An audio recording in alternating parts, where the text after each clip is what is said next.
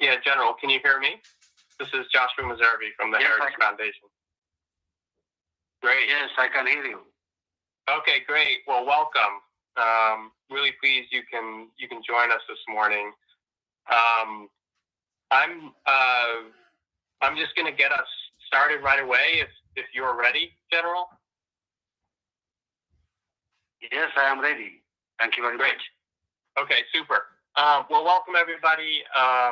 My name is Joshua Meserve. I'm a research fellow for Africa at the Heritage Foundation. Really pleased that General Tsadkan has agreed to join us this morning to give his perspective on the conflict in Ethiopia.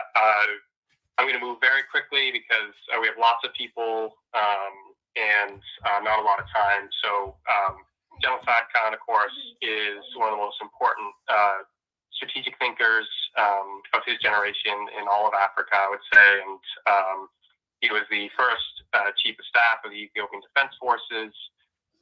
He was the architect of the war against the Derg, the successful war against the Mengistu regime, and he's currently a member of the Tigray Defense Force Central Command, Government of Tigray Central Command. So, General, I'm going to turn it over to you for your opening remarks and your opening reflections, and then we'll move to discussion and Q&A. So the floor is yours, General. Okay, thank you very much. Thank you for the introduction. As you have suggested and as the format of the discussion, I will give a brief discussion of what is on the ground with regard to the war that is being waged. It's not an ordinary conflict, it's a huge war. And at the same time, I will discuss some issues with regard to the peace process. And then there will be a question and answer session. First, what I would like to say is say something about the situation on the ground with regard to the war. This meeting is being recorded and or transcribed. Resumption of war started a month and a half ago. There were various fronts that the war was being conducted. At this time, the main effort of the government of Ethiopia and government of Eritrea jointly has concentrated mainly on the southern front, starting from Waldia up into Tigray, and western front, which is from western Tigray, Walkait, Badime area to Ndasilase, to Shire Ndasilase. Their target is to reach Shire Ndasilase. In this, all Ethiopian forces, there are 8 commands in Ethiopia. One command consists of 3 corps and 1 corps. In 1 corps, there are 3 divisions. Altogether, in 1 command, there are around 12 divisions.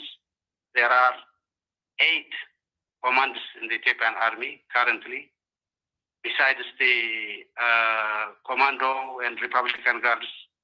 And in addition to this, there are around 19 divisions of Amhara Special Forces. All those forces are fighting now against the Tigrayan government, Tigrayan authority. 5 of the commanders are in western Tigray, out of which 3 are attacking Tigray from Eritrea, northwestern command, eastern front, Eastern Command and Southern Command, plus 3 commando divisions. 2 commanders are attacking from western Tigray, from the direction of Gondar to Adarkai, and from the direction of Walkait towards the town of Shararo. Two commanders and special forces are attacking. 2.5 or something like that are attacking from the direction of Voldia. So those are the forces that are attacking the forces of Tigray. On top of this, all airtran forces, including reserve, have been mobilized. Those are generally around 54 divisions, out of which 6 are mechanized divisions. Around half of all those forces around 24 divisions are attacking Tigrayan forces from western Tigray in coordination with the Ethiopian forces. Around 5 to 6 divisions attacked from the eastern front, from the Barahale direction towards Mekelle. And I think you might have heard what has happened. This force has been temporarily neutralized. Whether the airtran forces will continue to mobilize forces in that direction and attack Mekelle is something that we are going to see in the future. The rest of the forces of Ertra are in the highlands of Ertra, around Zalambisa, Tarha, and Mandafara, Adhuala direction. In the whole war, the main support of mechanized forces is from Airtran forces. The Airtrans have relatively more mechanized units, more tanks and more artillery. They have a huge arsenal of ammunition. They don't have any problem because they have taken a lot from the Ethiopian army and they are being replenished continuously from Addis Ababa. Logistical support is from Ertra. Aerial support, we have to confirm yet, but including drone support is coming from Asmara, from Ertra. Command both as a strategic and operational level is mainly vested on Ertran generals. So the main architect and implementer of this war is Ertra, the Ertran government, with the permission, close coordination, and invitation of the Ethiopian Prime Minister. In this huge war where close to around 1 million people from both sides are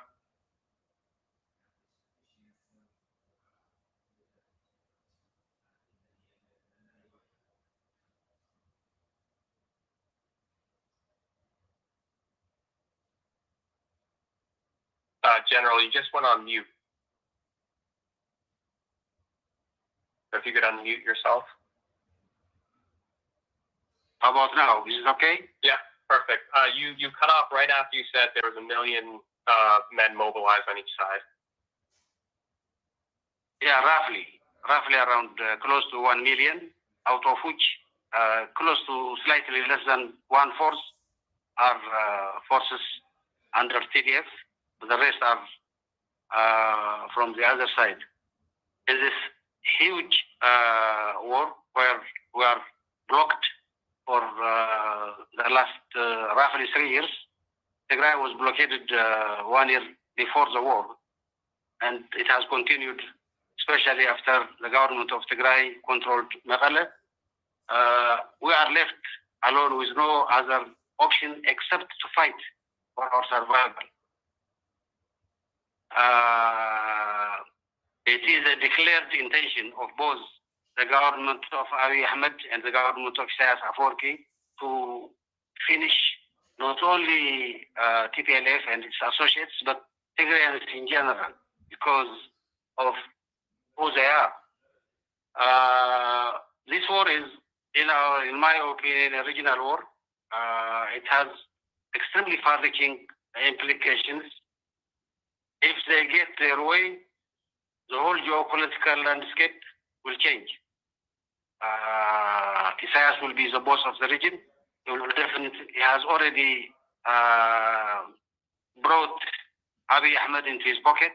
Abiy Ahmed doesn't have any other alternative except to obey what Isaias tell him.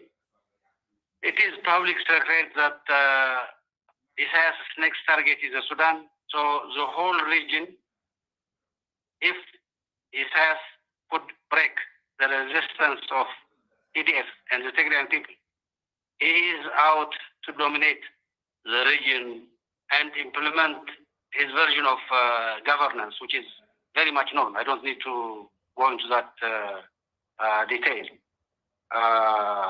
So this is the consequence. And on the other hand, if the Tigrayan resistance prevails, there will be a chance for the region to restructure the whole politics in a way that benefits the general public, all Ethiopians, including Eritreans as well. So it has far-reaching strategic implications in shaping the geopolitical situation in this part of the world where, you know, as it's known, this region is situated in the western part of the Red Sea. The strategic significance of the Red Sea is very much known. I don't need to go into that detail. Above all, even if they win, even if which is not a foregone conclusion, which is difficult because we are fighting for our survival and we'll fight on how we know to fight. But hypothetically, if they win, there will not be peace. Almost half of Ethiopian defense forces are in Eritrea. Whether those forces will be extricated or come out of Eritrea willingly is doubtful, because Isaias has a habit of retaining those forces and using them for his own purpose. And Isaias, Eritrea cannot dominate Ethiopia, even if they wish so, because it's not a matter of Abiy Ahmed. The whole Ethiopian population will not accept the domination of tiny Eritrea, huge Ethiopia, which has far-reaching implications. And Ethiopia cannot again reconquer Eritrea. So the scenario, even if this war has been has gone according to their script, it does not bring peace. It will bring another level of complicated political security challenges to the whole region.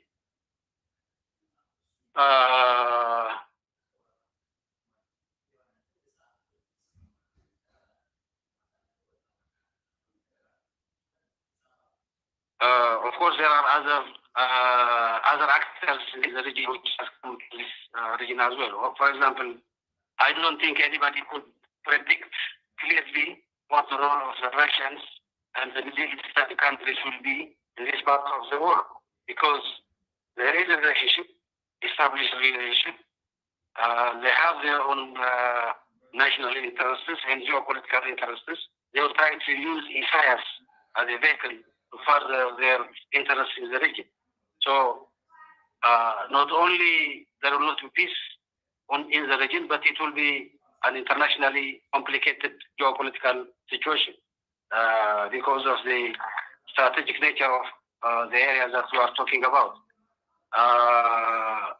So if I say this much about the nature of the war, who is actually leading and the architect of the war, the next issue will be how do we extricate ourselves from the current predicament that we are in. For us, Tigrayans, peace is a strategic choice because of what we are, who we are, where we found ourselves to be. Only we demand that there is a credible and impartial peace process.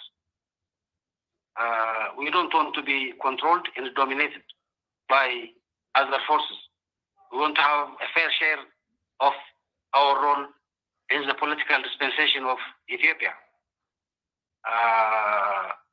But the current arrangement is such that the desire is to not only dominate and control Tigray, but exterminate the population. I'm not talking to exaggerate the situation. They have done it in the past. They will continue doing it in the future. They are doing it currently in the areas Eritreans and Ethiopians control in Western Tigray, in Abiabo. They are raping, they are looting, they are killing, they are exterminating people. That's what is happening.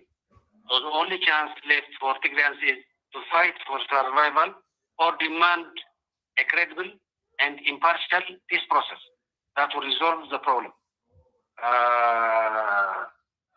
We have negotiated, confidentially, but now I don't think it's no more confidential process. I don't need to go into the details. We have met 3 times with the Ethiopian authorities. We have discussed, and I would like to thank the American government for organizing those meetings. Without going into the details, in all the 3 occasions, we reached agreements. We abided ourselves by the agreements reached at that time, but we were betrayed in all 3 occasions. The last being the one that was done in Djibouti, where we came out with a clear proposal of cessation of hostilities. And of course, what needs to be done in the cessation of hostilities. This has been made clear in the proposal of the Ethiopian government on September 11 to the whole world. Those proposals did not come out of the blue. They came on the basis of the meetings we had with the Ethiopian authorities at different times.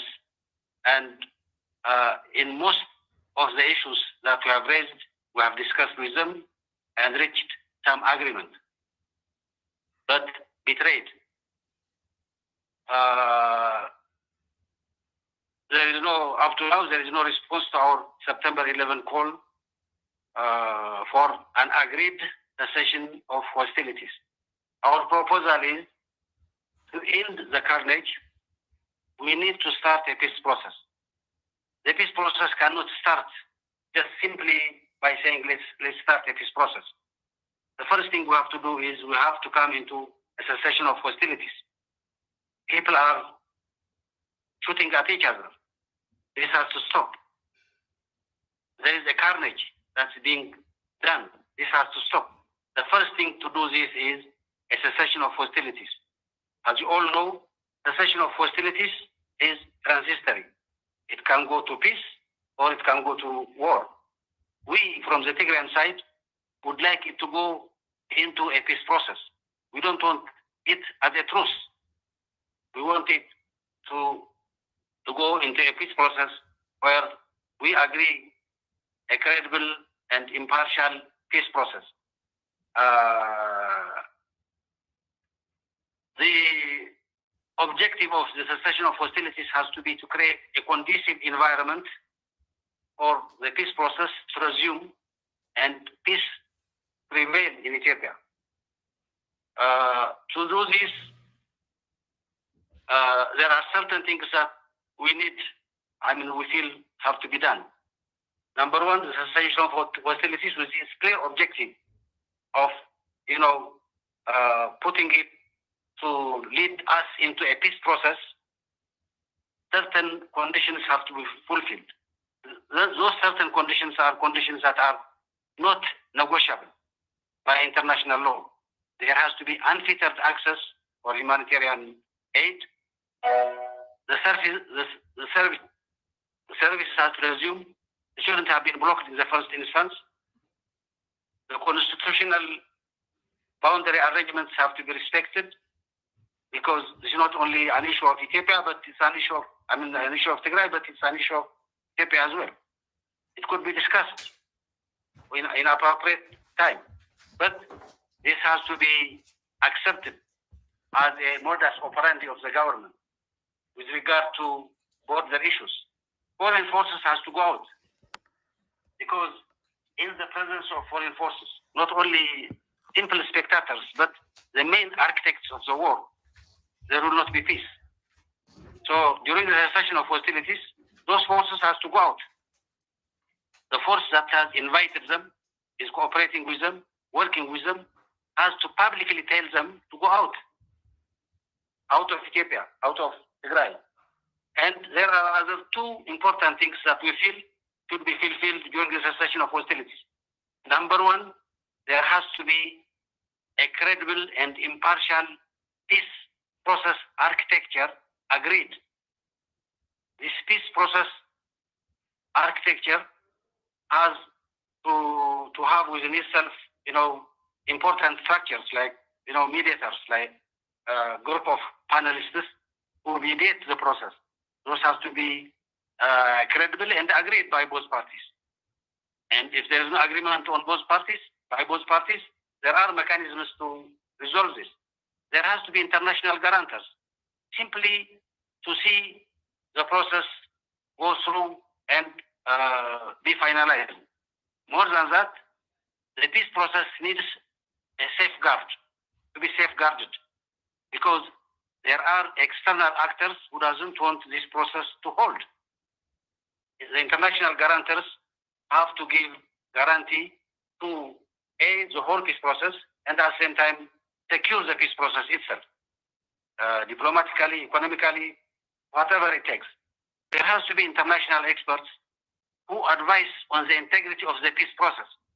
There has to be a monitoring and verification mechanism to see that agreements are carried out properly. When we say this, we are saying we are ready to commit ourselves to such an arrangement. We would like the international community to commit to such an arrangement as well. We would like our partners, if they are serious, to commit to such an arrangement. A credible, impartial, properly designed and agreed peace process architecture, we feel would help us resolve this process. Once this is agreed during the cessation of hostilities, there has to be some kind of a declaration of principles as well, which directs the trajectory of the peace process.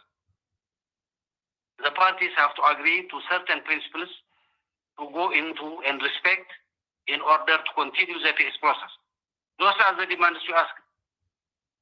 We feel those demands are not only fair, but at the same time, it demands us to be committed to the peace process. There is, there is a propaganda activity that tells, the Tigrayans know how to fight, they don't want to go to peace. Well, given our circumstances, if we are forced between subjugation, control, we'll fight. But we would like to have a fair and credible, impartial peace process, internationally designed and accepted, and we would like to abide ourselves by that process, and will accept whatever comes out of that process. We made this clear. The Ethiopian government rejected it. They told us they didn't want to go into cessation of hostilities, and they didn't respond to our call. After the cessation of hostilities and what needs to be done within a certain period of time during the cessation of hostilities, then we can have a robust, credible, impartial peace process. We are ready to commit ourselves to such a process.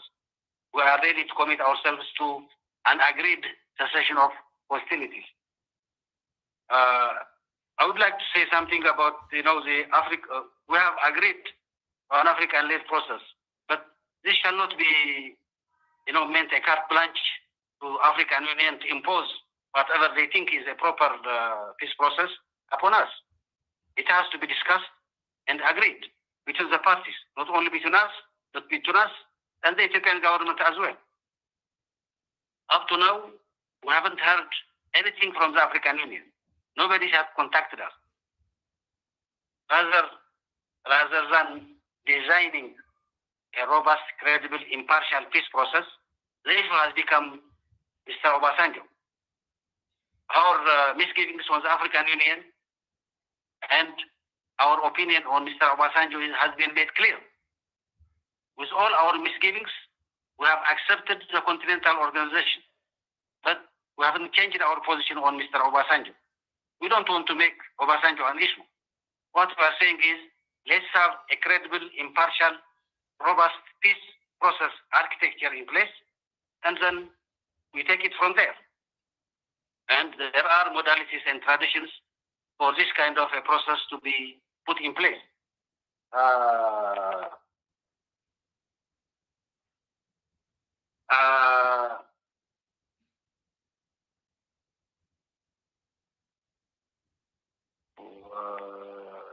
For the people of Tigray, as I said earlier, we don't have any other choice except to go into a credible, impartial peace process or fight for our survival. I don't know how much we have explained this, the international community, but generally the feeling we have is Abiy Ahmed and Isaias Afwerki have been given a blank sheet of paper to write whatever they want, to do whatever they want, to finish the whole situation by war and continue their extermination of the people of Tigray, as they have done it in the first round of fighting and continue to do in the second round of fighting, where their forces control some areas, northern Tigray and western Tigray. So we don't want this to continue. If this is a choice, we don't have any other choice except to fight. But we are demanding the international community to have in place a proper, credible, impartial peace process, as I explained earlier. This starts with an immediate agreed cessation of hostilities. Once we stop shooting at each other, and do certain things that will create a conducive environment for peace, then we go into a peace process that will culminate in a comprehensive ceasefire agreement. That comprehensive ceasefire agreement, in our opinion, will lead us into an all-inclusive political dialogue, where all political parties in Ethiopia participate, including us, and then try to resolve the political predicament of this country in a manner where people's voices are properly heard. Whether the current Prime Minister will continue as a Prime Minister or not is up to the people of Ethiopia. They have to choose their leader, and that's how it should be decided. But one thing that has to be clear is the fate of the state of Ethiopia and the fate of one leader are two different things. The fate of the state of Ethiopia is now under serious jeopardy.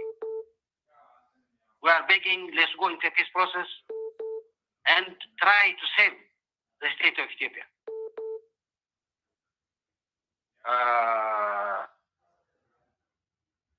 Those are the points I have on both the current situation on the ground and the diplomatic community. Thank you very much.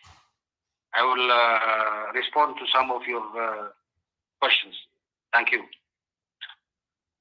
Great. Well, thank you, General. I really appreciate that overview, and I was frantically scribbling notes here because there was a lot there.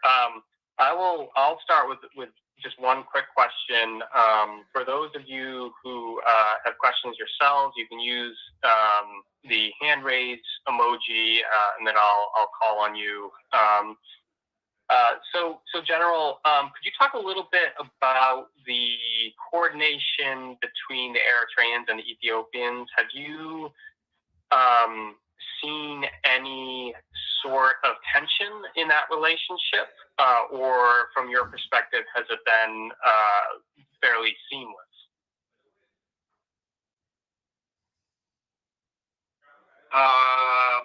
Well, there are reports that we get. There are tension at the operational and tactical levels between the Ethiopian army and the Eritrean army. But for me, with regard to the bigger picture, with regard to the strategic alignment, as long as Isaias and Abiy are in power, I don't think that will matter much. The military of both countries do whatever they are ordered to do, and they are doing that. Whatever small tension or disagreements might be there, at present are inconsequential.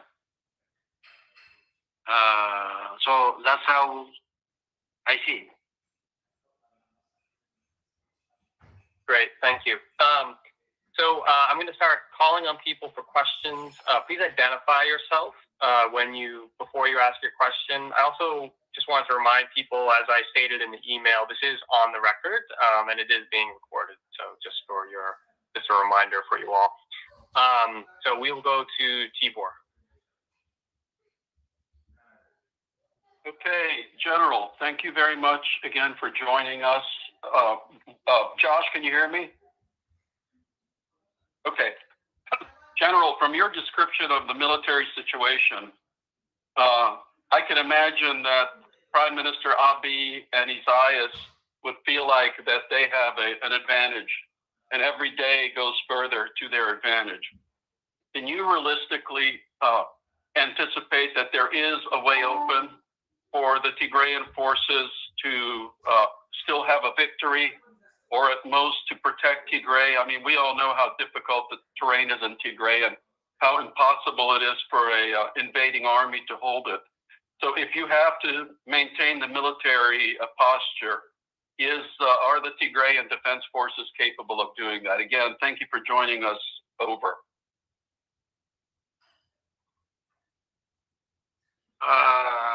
Well, thank you, Ambassador Tibor. We are fighting a huge war. I don't think it will be easy for me to predict the outcome of that war. If what has happened up to now is an indicator, or what has happened in the past is an indicator, maybe we might, lots of lives will be lost. We might take time, but at the end of the day, I sincerely believe the people of Tigray will prevail because they have justice in their side. They are fighting for their right. I have fought along Isaias' army during 7 years of army. I have commanded the air forces, and now for the third time, I'm fighting the forces and against the forces that I helped create and establish. So up to now, we haven't faced major defeat. Not me, but the people of Tigray. There is no reason why we don't be victorious in the future as well. What are we going to do? I think the Tigrayan people have a way of adapting themselves to the current situation because they don't have any other choice. We don't have an outlet, so we get our bullets from our enemies. We have done that during the 17 years. We'll continue to do that.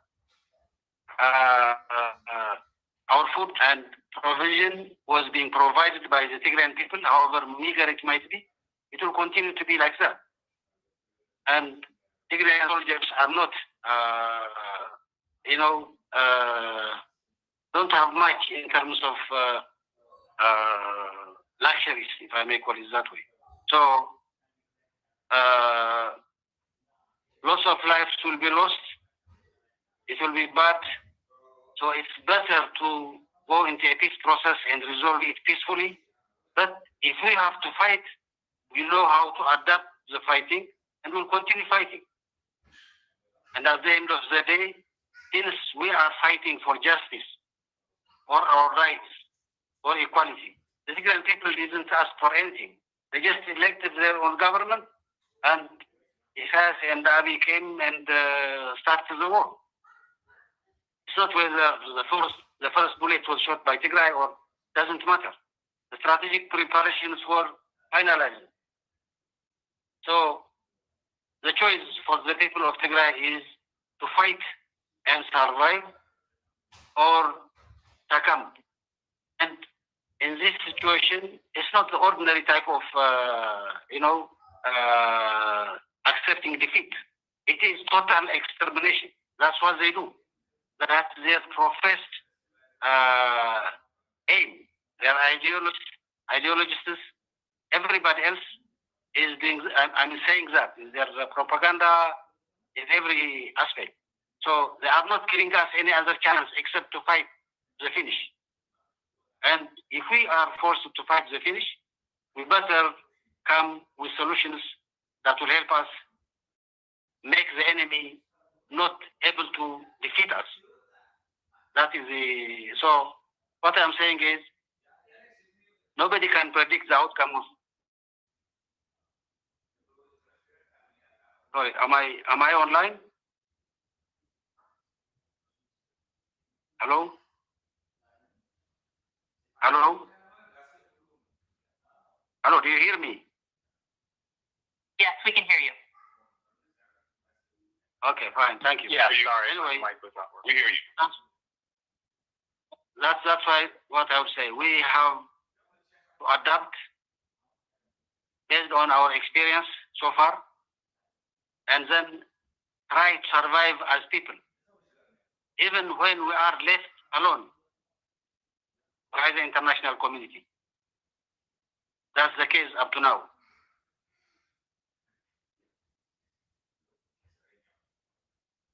Great. Thank you, General. We have a lot of questions here, so I'm going to ask the people who have questions to make them very short and to the point, please. And again, please remember to identify yourself. So Ted, you are next.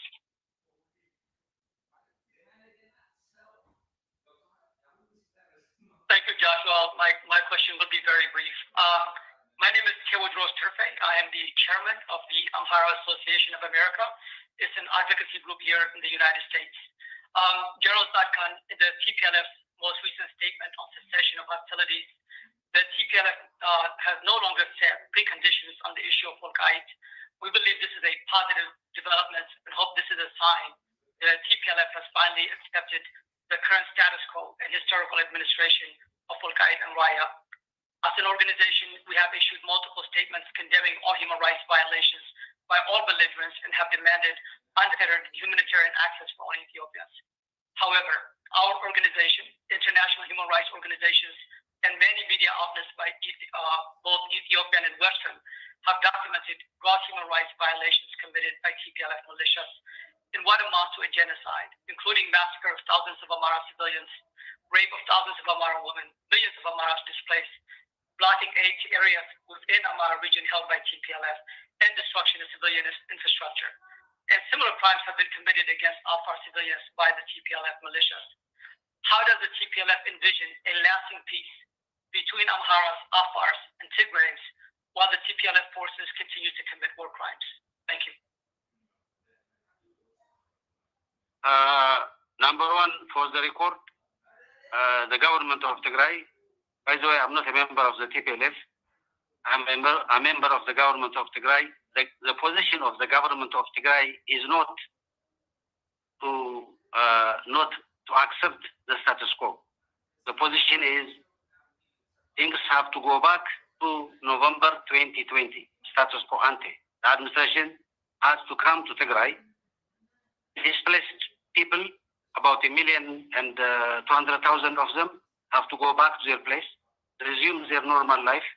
And if need be, there is an issue to raise about, to whom that area belongs, then there is another constitution that we can discuss and agree. But at first, it has to come back to the agreed constitutional administration. So I think you need to get this straight. We did not abandon that precondition. The only thing we said is, let's have a cessation of hostilities and discuss those issues. Second issue is, you can talk a lot about atrocities committed by the Tigrayan forces. I'm not here to enumerate this or that, but the position of the government of Tigray and the position of the leadership of TPF is, let's have a credible organization to verify who committed what kind of atrocities. We have been calling for an international investigation on this issue. If we are found to be guilty, we will live up to it. But we are very confident what our forces have done. We have a proper rules of engagement of the Tigrayan army. We have penalized our soldiers who have committed crimes, and this and other kind of human rights abuses, human rights crimes, with a clear intent of exterminating the people of Tigray are two different things. In any case, I'm not here to argue whether we have done this or that, but our position is let credible international investigators come investigate it, and then let the guilty party be known. It is the Ethiopian government who is refusing this, not the Tigrayan government. That's what I would like to say. Thank you, General. So, Sina, the next question to you. Thank you so much. Thank you so much, General Tsadkan, for speaking to us. My name is Sena Dimjimo. I'm the director for Oromo Legacy Leadership, an advocacy organization representing over 50 Oromo community. First and foremost, I want to say that our sympathy and heartfelt pain to the people of Tigray is the number one thing I want to restate. We feel the pain. We've seen the atrocity the Ethiopian government, along with the Amhara regional government, Amhara Fanos, and Eritrean soldiers have committed to your people that I myself, I cannot imagine the pain your people feel. And I appreciate that you're speaking here and telling us, although my people itself is the victim to TPLF, but what's happening to the people of Tigray, it is unimaginable. Your survival is a miracle. My God be with you guys. So my question quickly is, one, why do you think, the U.S. government have not really pushed Ethiopian government to keep the bargain 3 times, you say that they made a deal? Second, quickly, is the Amhara Fanos. Just this week, over 100 Oromos were killed by Amhara Fanos. Amhara Fanos are accused of genocide in Tigray about a year ago. Right now, there seems to be division, but they have focused their atrocities into Oromia. They've done hundreds of people. They have killed hundreds of people in other regions than Tigray, then back to Oromia. So, what's with your analysis? Because you have not really called out much on the Fanos recent involvement. The third question quickly is about the TPLF and oil-laced relationship. What's the argument? Is there, if there's something that you can say? And again, thank you so much, Josh, for the opportunity. Well, thank you very much for the sympathies that you have expressed to the people of Tigray. I really appreciate. With regard to the issues of the relationship of OLA and TDF, this has been forged some years and a half ago. If at all there is anything, this tells that the Tigrayan authorities are trying their best to save the state of Ethiopia on the clear understanding and participation of all Ethiopians. That's the whole purpose. This goes to the Amharas, to all sorts of people in Ethiopia. In my opinion, there are 2 clear trajectories of state building in Ethiopia.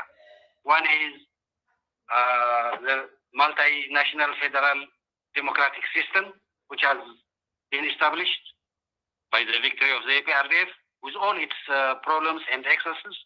But the trajectory is Ethiopians have to govern their own affairs by themselves and then cooperate in building the Ethiopian state together.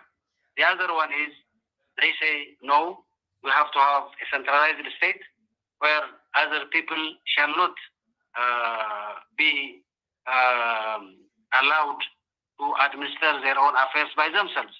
There is a fight between those 2 ideologies. And this can only be resolved by peaceful process, by peaceful election.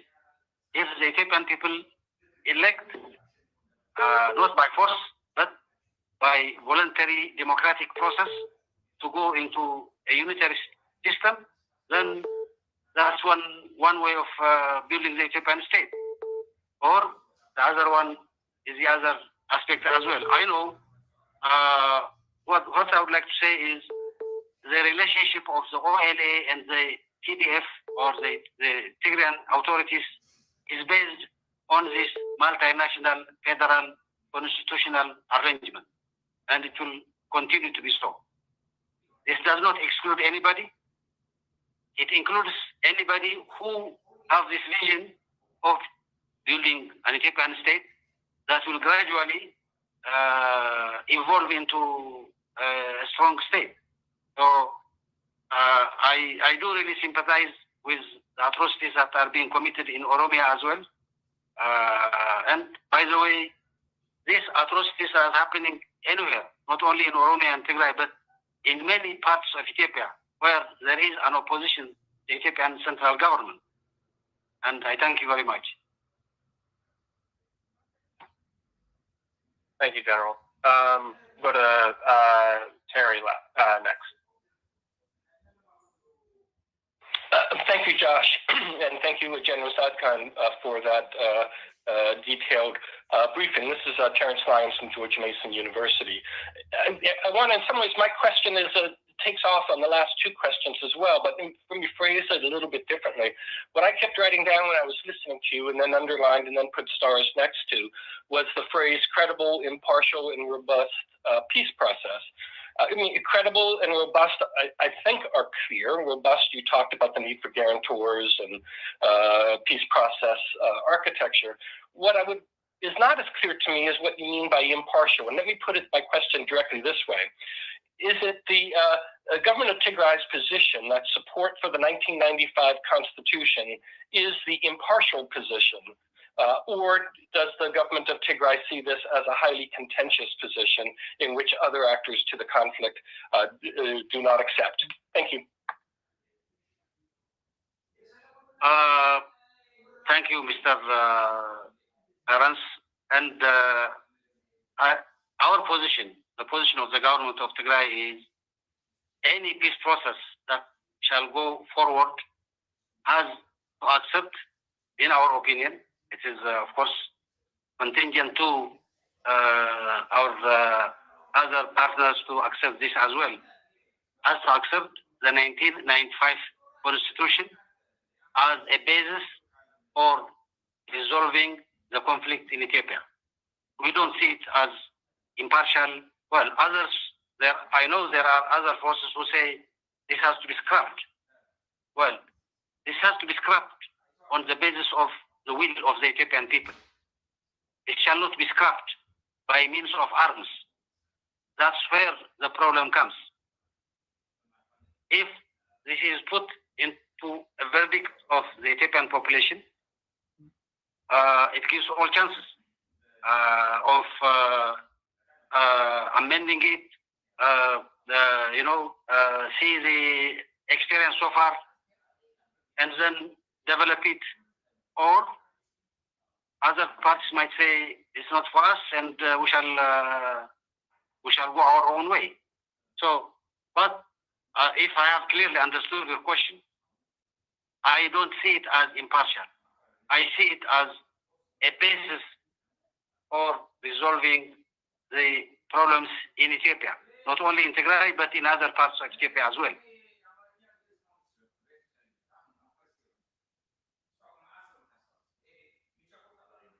Okay, thank you, General. So we have 2 minutes left in our allotted time here. General, do you have an extra 5 minutes to spare if we go a little bit long? Fine, go ahead. Okay, great, thank you. So Johannes, you're next.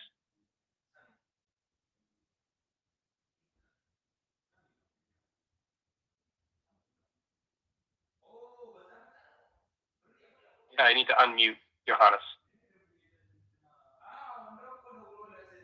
Hi, thanks, Josh, for the opportunity, and please allow me to use this opportunity to thank General Tsadkan for his time as well. First of all, my sympathy also goes to the our people of Tigray. But particularly, General Tsadkan, I would like also to take the opportunity to witness your commitment to a peaceful resolution of the crisis when it all began. And I'm extremely happy to see you as one of the negotiators along with that of the Tacho in this process. And it is my prayer and my hope that you will help the international community as well to make sure that this crisis to be peacefully resolved. Quickly, my question to you, General Tsadkan, what do you think is the international community taking so much long in helping this process to end and resolve it peacefully? Do you think the international community, whether the African Union, United Nations, Security Council, are they all coordinated to approach this process and to end the war, or everybody has different agendas? If they do have different agendas, what is their agenda in the whole? Do they have a clarity that they are guided this approach? Because they are not really coordinated, then I think what would be your advice to this international community in this process? That's my first question, John Tsadkan.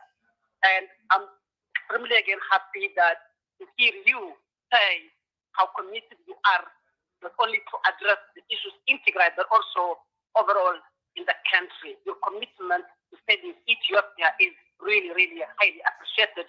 And I would like to take this opportunity, General Tsadkan. What would you say to the people of Ethiopia, not just the few people, but I think the majority of Ethiopia who are committed to see a peaceful resolution? How do you want them to support this process so that at the end of the day, we have an Ethiopia that we all wanted to have? So these are just my couple of questions to you, General Tsadkan.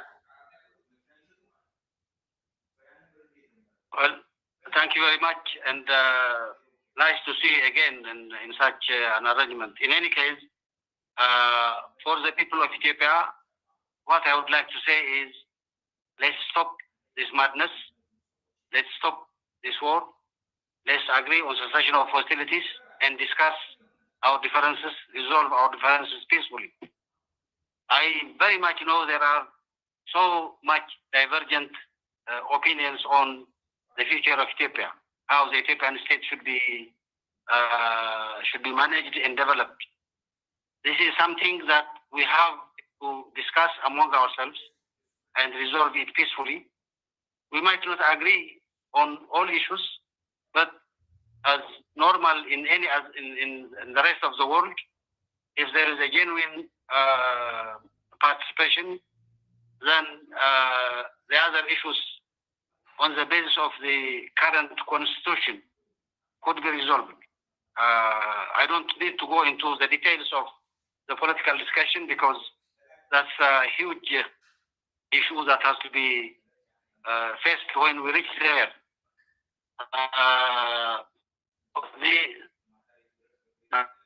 You asked about the international community. Number one, I would like to again appreciate the American government for their commitment so far and assisting the process to come into an understanding in the past. Above all, I really appreciate what the American government has done in terms of humanitarian aid to the people of Tigray, which reached the people of Tigray at a very critical moment. Apart from this, then there are issues that I don't understand either. It is for the American government to explain. I have put the strategic significance of this war. Isaias is the architect of this war. He is leading the whole thing. He has allied himself with the Russians and trying to make it a regional war. And we are here fighting for our right, for our survival. It looks like recently the international community have allowed both Isaias and Abiy to get their way, to do whatever they can to defeat us militarily for a 1 month and a half, non-stop, day and night fighting. The international community is watching. We are blockaded. We have no outlet. We don't have any resources, but this has continued. Why is the international community, we have clearly put our proposal on a peace process to start from a cessation of hostilities and then continue to the next process.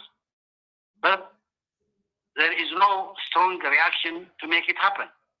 Why is that so? I don't know.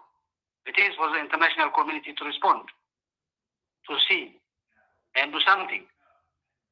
And actually, to be honest, I feel this kind of interaction will help in forging opinions towards peace. That's what I can say. Thank you, General. Okay, so we're to our very last question here. Berhanu, you get to do the honors for the last question. Thank you, John.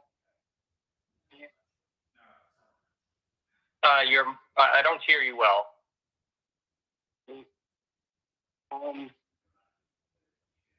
Is it okay now? That's better, yes. Okay.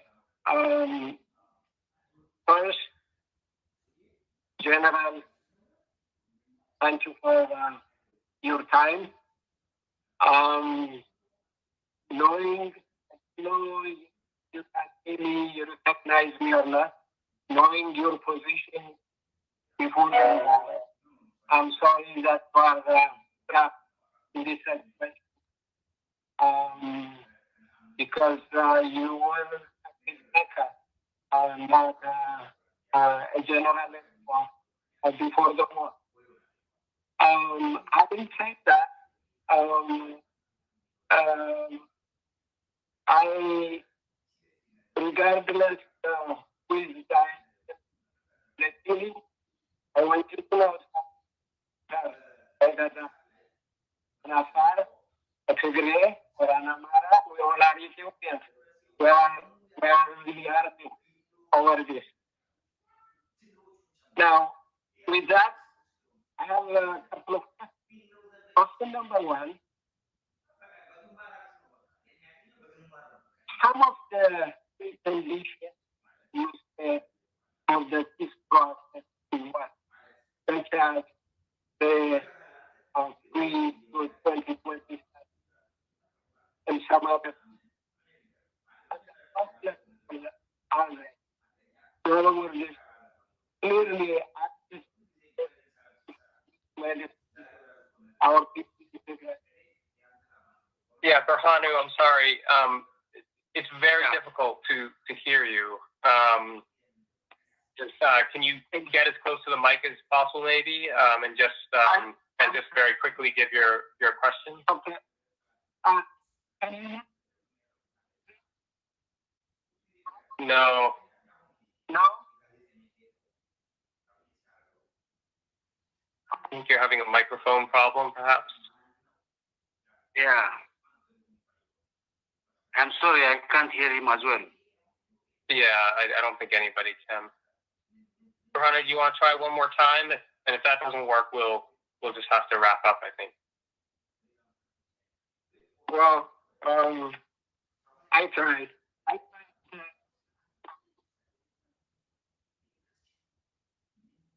Yeah. Maybe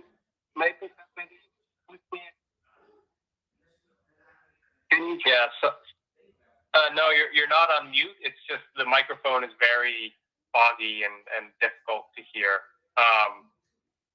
So I'm sorry, Berhanu. I think we're not able to hear you. So we'll have to wrap it up, I think, unfortunately. Well, General, thank you so much for your time. I really appreciate it, and I appreciate your perspective on this. And there's sort of a paradox here where you're an accomplished general and military thinker, but I think many people who are know your career are also aware that you're a peacemaker or someone who wishes very much for peace. And I think everybody on this call wishes for that as well. So let us all hope and pray for that comes quickly. In the meantime, thank you again, General. Thank you, everybody, for joining us. Appreciate your time and wish you all the best. And I'll give any final comments to you, General. Thank you very much. Thank you very much. And I appreciate appreciate the participation in this discussion. I hope it will help bringing ideas for this peace. Thank you. Thanks, General. And thank you, everybody who joined.